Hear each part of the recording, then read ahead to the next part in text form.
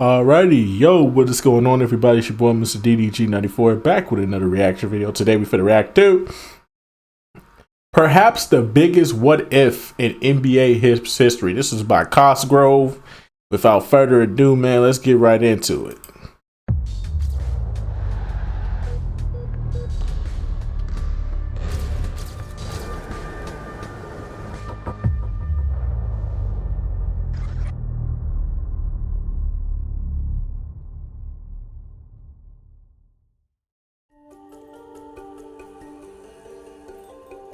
People always ask, why did Michael Jordan decide to go play baseball? But have you ever asked yourself, why did he decide to stop playing baseball? Of course, his love for the game of basketball came back, but something had to happen first in order for him to want to return. First of all, what caused him to play baseball was a myriad of reasons. By 1993, he was at the pinnacle of the sport, and being an extremely popular celebrity was starting to become a little overwhelming for him, along with the questions about his gambling habits. And of course, the passing of his father played a big part in it as well, and wanted to honor him by playing baseball. I guess in doing it now, it's like a thank you to him. When Jordan retired in October of '93, viewership and interest in the NBA went down significantly, which is expected when the greatest player of all time just up and leaves. Yeah. Believe it or not, people were already calling him the GOAT after just the first three-peat. 4 years ago, I was going into places like Chicago and Los Angeles and saying, Larry Bird is the best player I've ever seen, and they were throwing things at me, as you might imagine. Sitting here today, I don't think there's any question that Larry Bird certainly deserves to be mentioned in the same breath, as does Magic Johnson, with Michael Jordan. But I think at this point in time, Michael is the best basketball player that I've ever seen perform. But considering what other players went on to accomplish, Jordan's resume would have already been passed up by now if he had decided to continue playing baseball rather than coming back. Facts. He said he would have kept playing baseball if this one thing didn't happen. You see, in 1994, there was a strike in Major League Baseball. This caused over 900 games to be canceled, with the MLB missing out on an entire postseason as a result. Jordan feared that he might become a replacement player during the strike, so he decided to quit baseball. What was it that brought you back to the game?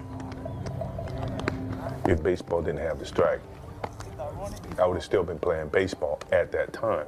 And it ended up playing a huge role in his decision to return. And when I got back home, I was kind of inactive. I was really bored.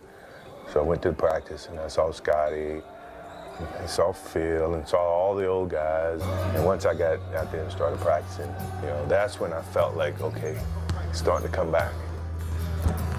Here comes that love, here comes the competition, here comes that drive. And that decision altered NBA history if you think about it. Let's ask ourselves, what would have happened if MJ never returned to the NBA in 1995? Well, I'll tell you one thing, Stockton and Malone definitely think about that a lot. Facts. As Jordan and the Bulls prevented them from winning a ring on multiple occasions by coming Barkley back. probably Their would have got legacies him would be one. a lot more respected had they won at least one championship. Same goes for Reggie Miller, who almost advanced to the NBA Reggie Finals in probably would have got 1998, one, but fell probably. short I in doubt Game it. 7. Who knows if Shaq would have stayed in Orlando had they made it to back-to-back NBA Finals, something that Jordan and the Bulls did not let happen. We can go on and on about what teams could have done if MJ didn't have a second stint in Chicago, but let's talk about MJ from an individual standpoint and how his personal career accomplishments would look like. If his career had officially ended in 1993, that would mean he would have 3 fewer rings, 3 fewer Finals MVPs, 2 fewer regular season MVPs, along with many other categories.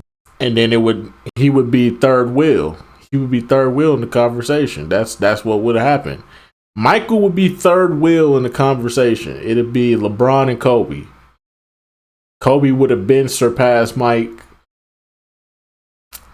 Yeah, Kobe would have been past Mike when he beat Orlando in 2009. When he beat Orlando in 2009, Mike would be an afterthought. Mike would be number 2, hands down.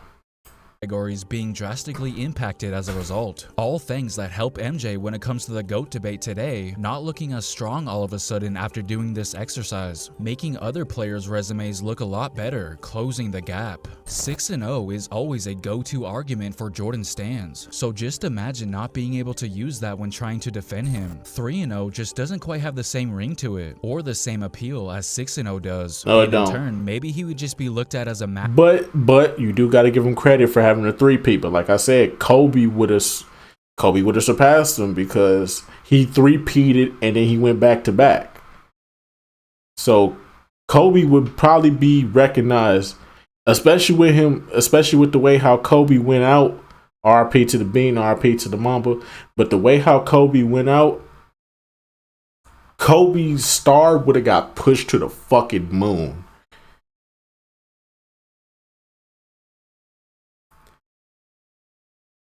If that was the case.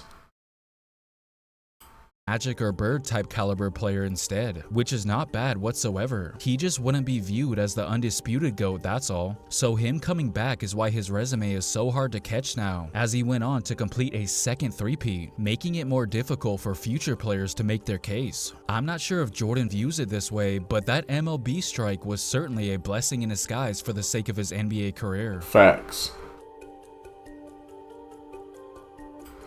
Alrighty, man. That was a short little quick video, man. Most definitely, man. I do agree with I never knew the reason why Jordan came back. I thought he just came back because he just said fuck baseball.